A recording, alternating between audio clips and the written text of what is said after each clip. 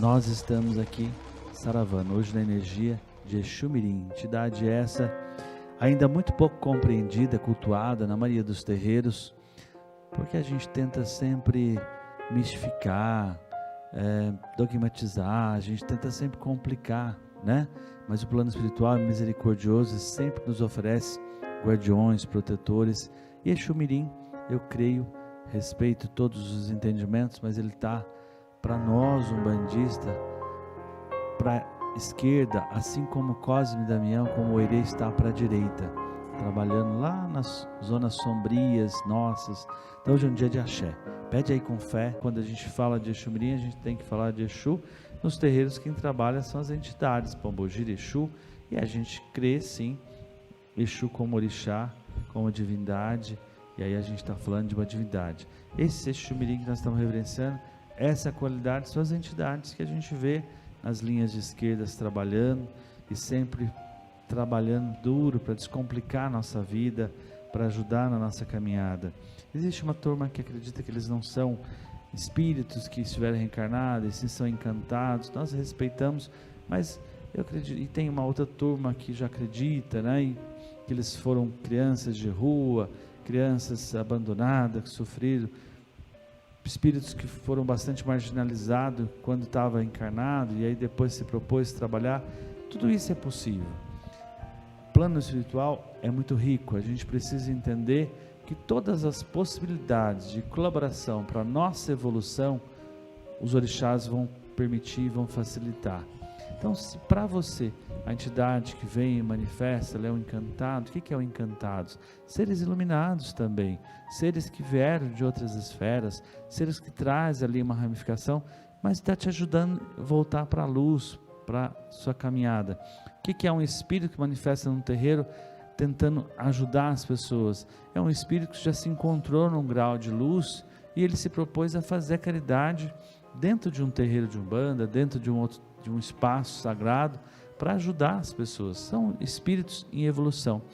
A maneira como a gente coloca, né, se ele vem ora como santificado, ora com uma imagem X, outra imagem, isso é muito da nossa crença, isso é muito de acordo com o que está enraizado no nosso passado, naquilo que a gente foi ensinado para nós, né? A gente tem que entender que os espíritos não precisam de uma forma, são estados de consciência, é um estado de energia, é um estado de padrão de vibração e vai se manifestar de acordo com o estado que a gente rotular, que a gente acreditar, né? Mas longe de ser um espírito diabinho, um espírito capetinha, longe de ser um demôniozinho.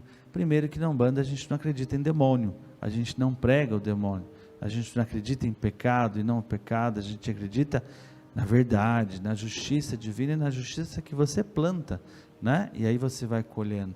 É preciso que a gente dê um passo à frente.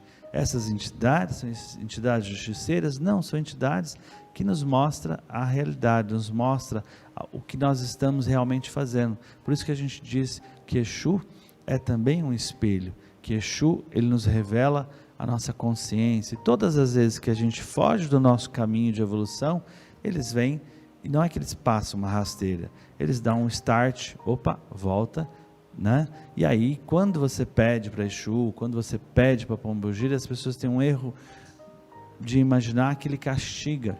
Não, ele te mostra qual caminho você precisa e quem realmente você é. Por isso que algumas coisinhas erradas te acontecem quando você pede, para você se tocar que você precisa caminhar, precisa galgar, né? São espíritos estão ali direto com a gente na esfera da Terra, aqui na esfera da Terra, vivenciando.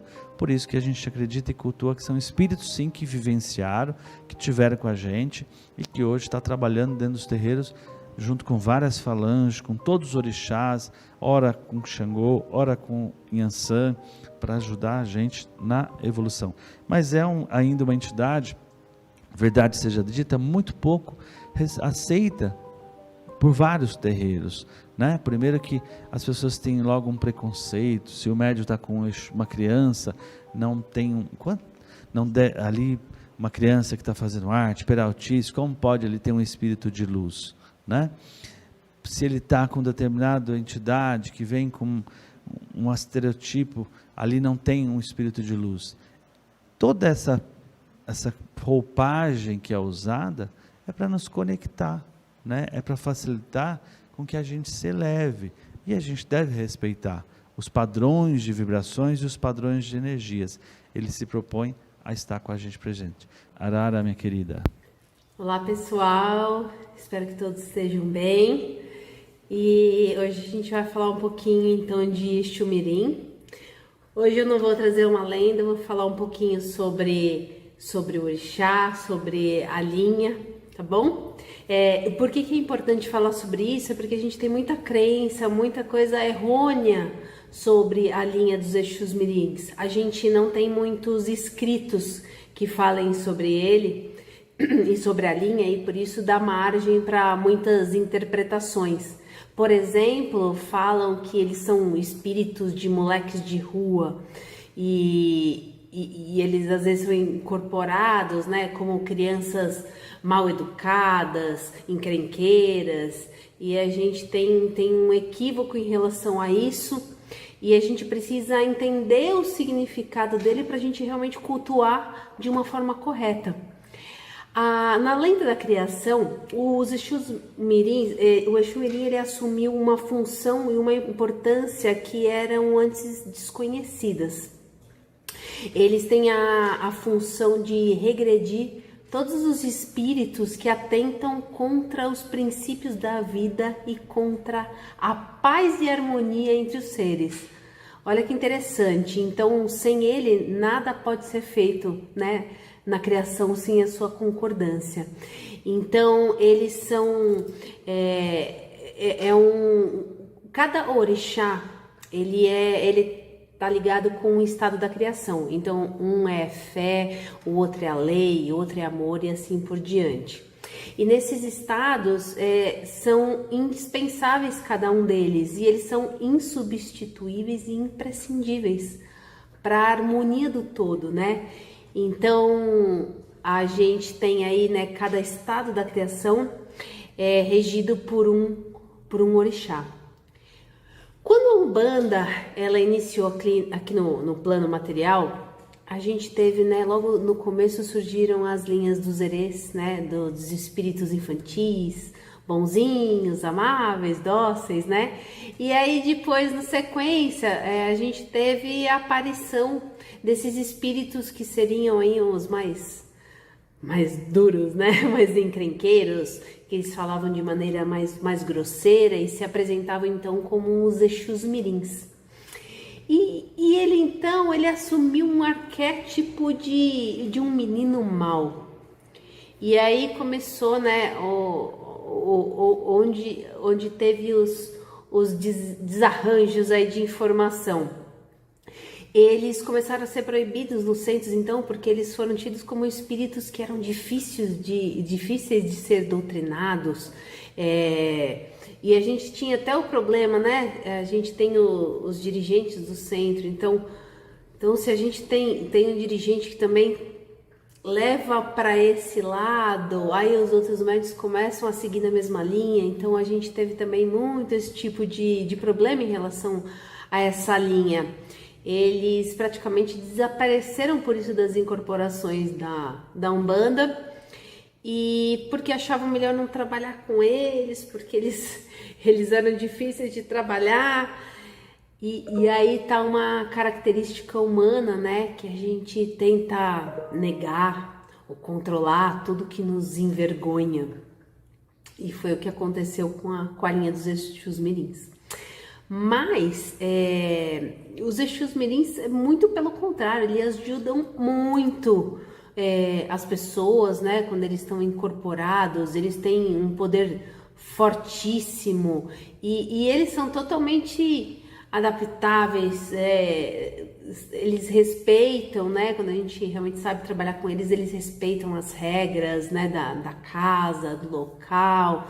Então, e eles refletem muito o que está dentro do médium, né? Então, o que está dentro de nós, né? Que a gente tem que realmente, né, controlar aí para não deixar solto e dar margem às coisas errôneas, né? Então, para a gente falar um pouquinho mais, então, para resumir, Os Exus Miris, eles não são espíritos humanos, eles são seres encantados aí da natureza, eles são irreverentes, mas isso não é típico da dimensão de onde eles vivem, né? Eles são naturalmente inquietos, curiosos, mas eles não são desrespeitadores. Isso é muito importante. E eles refletem, então, o inconsciente dos seus médiuns. E aí é que tá a emoção, né?